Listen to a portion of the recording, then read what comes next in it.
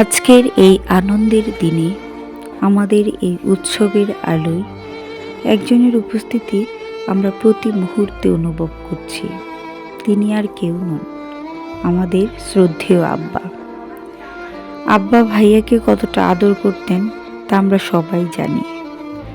ভাইয়ার ছোটোখাটো আবদার থেকে শুরু করে জীবনের প্রতিটি পদক্ষেপে আব্বার সেই প্রশ্রয় আর ভালোবাসা জড়িয়েছিল।